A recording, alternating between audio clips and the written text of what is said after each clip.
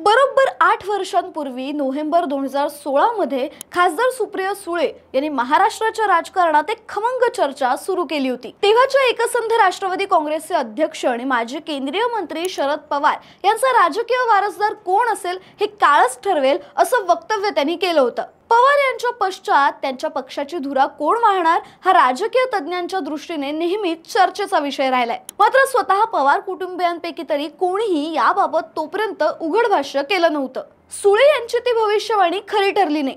आज 8 वर्ष उलटून गेली तरी हा प्रश्न काही सुटलेला नाही। पवारांचा राजकीय वारसदार कोण, अजित पवार की सुप्रिया सुळे, या मुद्द्याचा निकाल लावण्यासाठी राष्ट्रवादी काँग्रेसची 2 शकलं झाली तरीही त्याचा निकाल काही लागलेला नाही। येत्या विधानसभा निवडणुकीच्या निमित्ताने हा प्रश्न एकदाचा निकाली लागेल अशी आशा करायला हरकत नाही। एकीकडे हा जुना वाद ऐरणीवर आलेला असतानाच पवार घराण्यातील रोहित आणि युगेंद्र असे आणखी 2 मोहरे निवडणुकीच्या आखाड्यात उतरले। त्यामुळे निवडणुकीच्या एकूण रंजकतेपैकी 1/4 रंगत पवार घराण्याचीच असेल की काय असा प्रश्न निर्माण होतो।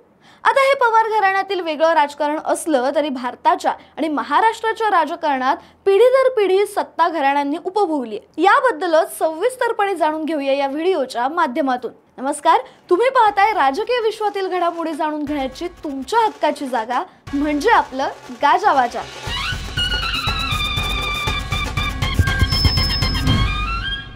तर स्वतःचा वारसदार नेमणं ही भारतीय राजकारणातील प्रदीर्घ परंपरा आहे। दुसऱ्या शब्दात सांगायचं झालं तर घराणेशाहीला परंपरा मोठी आहे। थेट जवाहरलाल नेहरू यांच्यापासूनच वारसदाराचं राजकारण सुरू झालंय। त्यांनी इंदिरा गांधी यांना राजकारणात आणलं। इंदिरा गांधी यांनी आधी संजय गांधी यांना आपला उत्तराधिकारी म्हणून पुढे आणलं। त्यांच्या अपघाती मृत्यूनंतर इंदिराजींनी राजीव गांधींना ती गादी सोपवली। राजीव गांधीनंतर सोनिया गांधी ते राहुल गांधी असा काँग्रेस पक्षात प्रवाह राहिला। राहुल यांच्या भगिनी प्रियंका यांनी वायनाडमधून लोकसभेची उमेदवारी दाखल करून त्याला आणखी नवा आयाम दिलाय। महाजनो येन गते सहा पंथा या न्यायाने त्यांचीच री अन्य पक्षांच्या नेत्यांनी ओढली। ओडिशातील बिजू पटनाईक यांचे चिरंजीव नवीन पटनाईक, आंध्र प्रदेशातील NT रामराव यांचे चिरंजीव हरिकृष्णा आणि जावई चंद्राबाबू नायडू, तामिळनाडूतील M करुणानिधी यांचे चिरंजीव MK स्टॅलिन, उत्तर प्रदेशात मुलायम सिंग यादव आणि त्यांचा मुलगा अखिलेश, कर्नाटकातील देवगौडा आणि कुमारस्वामी, हरियाणातील देवीलाल, ओम प्रकाश चौटाला, दुष्यंत चौटाला,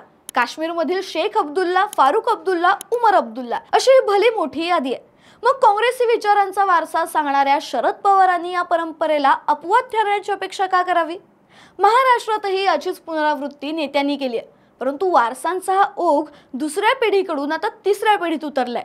विदर्भात पुसद विधानसभा मतदारसंघ 1952 पासून नाईक कुटुंबाकडे। माजी मुख्यमंत्री वसंतराव नाईक यांचे पुतळे सुधाकरराव नाईक हेही पुढे मुख्यमंत्री झाले। त्यांचे बंधू मनोहर राजूसिंग नाईक सध्या राष्ट्रवादी काँग्रेस पक्षाचे नेते। नाईक हे 1995 ते 2019 अशी तब्बल 24 वर्ष पुसदचे आमदार आहेत। मात्र आता ते भाजपमध्ये येणार आहेत। कराडच्या यशवंतराव चव्हाणांचे पुतणे पृथ्वीराज चव्हाण हेही मुख्यमंत्री झाले। नांदेडचे शंकरराव चव्हाण आणि अशोक चव्हाण हे पिता पुत्र दोघेही मुख्यमंत्री झाले। अशोक चव्हाणांच्या कन्या श्रीजया चव्हाण आता भोकर मधून भाजपतर्फे उमेदवार असणार आहेत। पवार घराण्यातील काका पुतण्यांची जोडी तर प्रसिद्धच आहे। काका शरद पवार विरुद्ध पुतण्या अजित पवार विरुद्ध त्यांचा पुतण्या युगेंद्र पवार असा तिहेरी सामना तिकडे आता रंगेल। नगर जिल्ह्यात बाळासाहेब विखे, राधाकृष्ण विखे आणि सुजय विखे अशी एक परंपरा आहे। अशीच यशवंतराव गडाख आणि शंकरराव गडाख ही परंपरा आहे। त्याच नगर जिल्ह्यात थोरात, काळे आणि कोल्हे ही घराणी सुद्धा आहेत।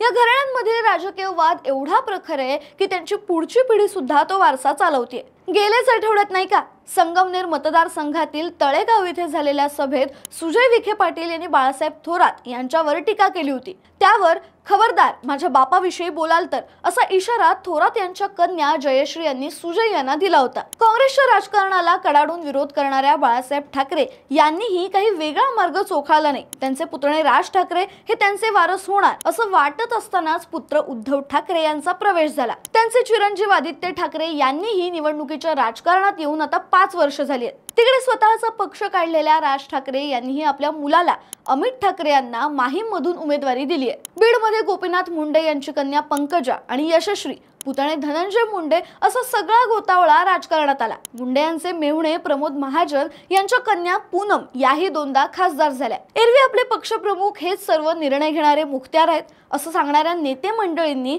त्यांच्याच पावलावर पाऊल ठेवलं तर मग नवल नाही। त्यामुळेच कोणत्याही पक्षाने अपवाद न करता आपल्या घराण्यांमध्ये तिकीट वाटप केलंय। मुलगा, मुलगी, पत्नी, भाऊ अशा पद्धतीने सत्तेची वाटणी आपापसात करण्यात कोणीही हात आखडता घेतलेला नाही। शिवाय एकाच पक्षात राहून अशी वाटणी करता येत नाही हे लक्षात आल्यावर पक्षांतर करण्यासाठी सुद्धा मागे पुढे पाहिलं जात नाही। मग एकाच घरात 2-2, 3-3 पक्ष नांदताना सुद्धा दिसतायत। राष्ट्रवादी काँग्रेसचा ताबा मिळालेल्या अजित पवारांनी 38 उमेदवारांची यादी आतापर्यंत जाहीर केली आहे। त्यामध्ये खासदार सुनील तटकरे यांच्या कन्या आदिती तटकरे यांना श्रीवर्धन मधून उमेदवारी मिळाली आहे। शिवाय तटकरेंच्या मुलाला भाजपाकडून उमेदवारी दिली जाईल अशी चर्चा आहे। राष्ट्रवादीतर्फे अलीकडेच छगन भुजबळ यांचे पुत्र पंकज भुजबळ यांना विधान परिषदेवर आमदार म्हणून नियुक्ती मिळाली आहे। मात्र भुजबळ यांचे पुतणे समीर भुजबळ बंडखोरी करून नांदगावात लढणार आहेत। नवी मुंबईत गणेश नाईक हे ज्येष्ठ नेते आहेत। शिवसेना, राष्ट्रवादी आणि भाजप असा त्यांचा प्रवास झालाय। भाजपने त्यांना विधानसभेची उमेदवारी दिली आहे। मात्र त्यांचे चिरंजीव संदीप यांना बेलापूरमध्ये उमेदवारी न दिल्याने त्यांनी शरद पवारांच्या राष्ट्रवादी काँग्रेसमध्ये प्रवेश केलाय। आता त्यांची उमेदवारी निश्चित मानली जाते। नारायण राणे हेही असेच कोकणातील दिग्गज। ते स्वतः खासदार। त्यांचे चिरंजीव नितेश राणे हे भाजपकडून लढणार आहेत। मात्र त्यांचे दुसरे चिरंजीव निलेश राणे यांनी एकनाथ शिंदेंच्या शिवसेनेत प्रवेश केलाय। लगेचच शिंदेंनी त्यांची उमेदवारीही जाहीर केली। जालन्यात भाजपचे माजी प्रदेशाध्यक्ष व माजी केंद्रीय मंत्री रावसाहेब दानवे यांचे पुत्र संतोष दानवे हे भोकरदनमधून भाजपचे उमेदवार असतील। संभाजीनगरचे शिवसेना खासदार संदीपान भुमरे यांचे पुत्र विलास भुमरे यांना त्याच पक्षाची उमेदवारी मिळाली आहे। कोकणात उदय सामंत यांचे बंधू किरण सामंत यांना राजापूरमध्ये तिकीट देण्यात आले। भाजपचे आशिष शेलार हे वांद्रे पश्चिम मधून निवडणूक लढणार आहेत। त्यांच्यासोबत त्यांच्या भावालाही उमेदवारी मिळेल अशी चर्चा आहे। दरम्यान भाजपने गेल्या लोकसभा निवडणुकीत रक्षा खडसे यांना उमेदवारी दिली। रक्षा खडसे निवडून आल्यानंतर एकनाथ खडसेंनी भाजप सोडला आणि ते राष्ट्रवादीत गेले। तरीही यंदा भाजपने रक्षा यांना पुन्हा खासदारकी दिली। इतकंच नाही तर थेट केंद्रात मंत्रीपद दिलं। त्यांचे सासरे आता भाजपमध्ये पुन्हा येऊन आमदारकी मिळवण्यासाठी तात्काळत आहेत। ते त्यांना मिळेल असे संकेतही मिळतात। म्हणजे जळगाव जिल्ह्यातील सत्तापद एकनाथ खडसे यांच्या घरातच राहावीत असा धोरणात्मक निर्णय जणू पक्षाने घेतलाय। असं म्हणतात की महाराष्ट्राचं राजकारण केवळ 52 घराणी चालवतात। बहुतांश नेत्यांचं एकमेकांशी असलेलं नातं पाहिलं तर या विधानाची सत्यता पटते। खुद्द शरद पवारांच्या कन्या सुप्रिया सुळे यांचा विवाह बाळासाहेब ठाकरे यांच्या भाच्याशी झालेला। मग बाकीच्यांची काय कथा? सोलापूरचे दिग्गज माजी मुख्यमंत्री सुशीलकुमार शिंदे हे पवारांचे साडू। त्याच शिंदे यांची कन्या आता खासदार आहे। अन्य छोट्या मोठ्या सगळ्या सोयऱ्यांबद्दल तर विचारायलाच नको। रामराजे निंबाळकर यांचे जावई असलेल्या आणि अनेक वर्ष ईर्ष्येने शिवसेनेची बाजू वाहिन्यांवर मांडणाऱ्या राहुल नार्वेकरांना राष्ट्रवादी काँग्रेसने एका फटक्यात स्वतःच सामील करून घेतलं आणि उमेदवारीही दिली।